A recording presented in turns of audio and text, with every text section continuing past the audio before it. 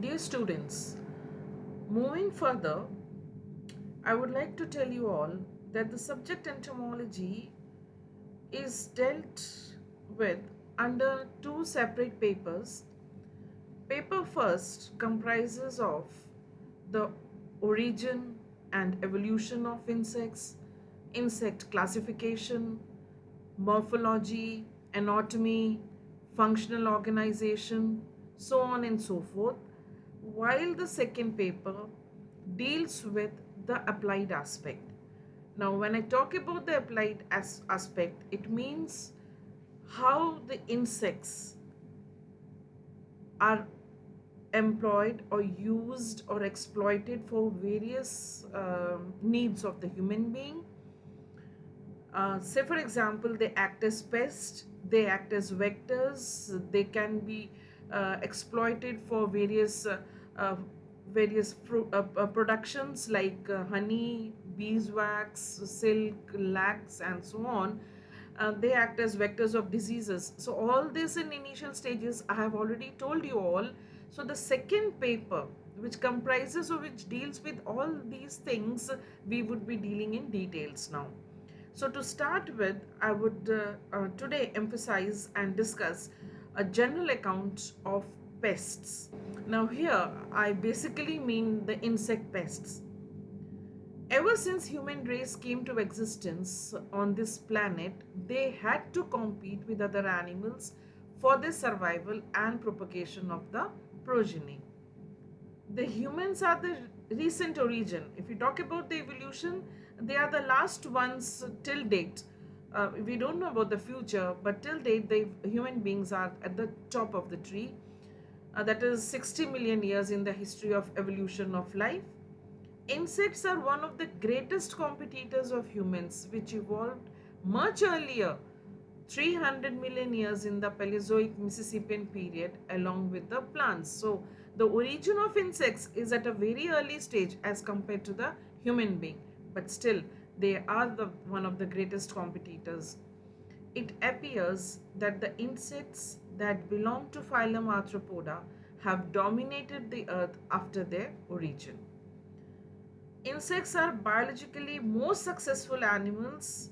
We have already discussed this earlier, for they live in the greatest variety of habitats, exhibit diverse types of locomotion, have the widest range of structural variations, eat the greatest variety of food, and include the greatest number of species. So, they are found everywhere. They have different kinds of locomotion. They have a lot of variation and diversification as far as their structure is concerned. They eat any kind of food, because you all know that they have different kinds of mouth parts. I've already dealt with in my earlier discussions. During the course of their evolution, the insects have largely adopted as phytophagous mode of feeding. However, some insects adopted as blood feeders along with other modes of feeding behavior. Insects have thus undergone a long and varied period of coevolution and coadaptation with their host plants under the evolutionary pressure. Various groups of insects have settled on various hosts so as to avoid competition among them. The net result of such evolution is that the insects exist as great threat for humans as they cause economic loss by way of consuming the economically important plants and the stored food grains and valuables like furniture, clothes, etc. So this also we have discussed earlier. This is just so that one knows what is actually the role of insects if we take it in competition with the human beings. On the other hand, there are many insect diseases that are transmitted to humans during their feeding. The most common is malaria. We all know filaria, dengue, chikungunya, so on and so forth. There are various diseases. Consequently, such insects pose a great health hazard for the human society and civilization. Collectively, such animals are known as insect pests, which are the cause of great concern of the scientists in order to protect the humans from their menace. How pest problem arise? Now, agriculture constitutes one of the component parts of advancing civilization. We all know, because for survival we need to eat food, and this food come from the agriculture. This disrupts the balance of nature by planting monotypic crops and storing them in large quantities after harvest. This stored food becomes the desired dens of certain insects to transfer into pests as they possess high fecundity.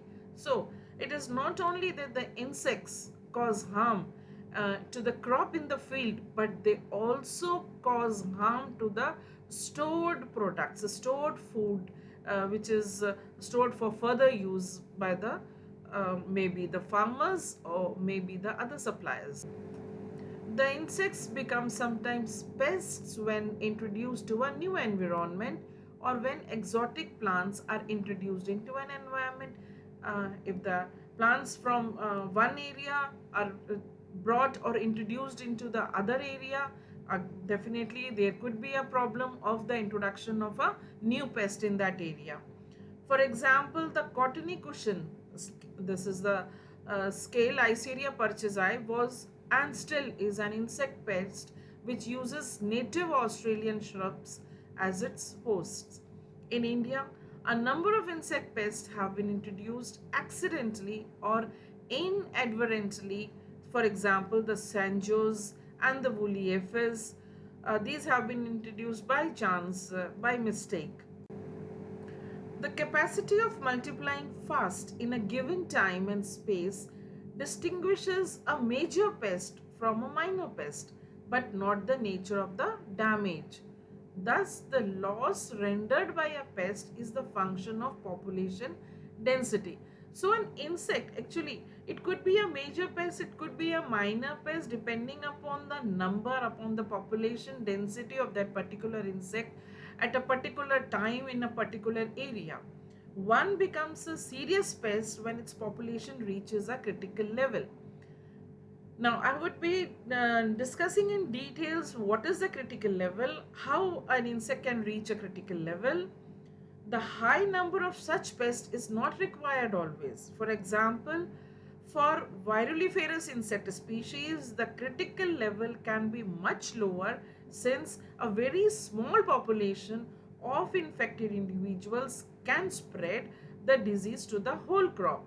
So, it is not necessary that always it is a large number which would say or suggest that this particular insect is a pest. Even in small numbers, they could cause a large damage and hence could be given the status of pest.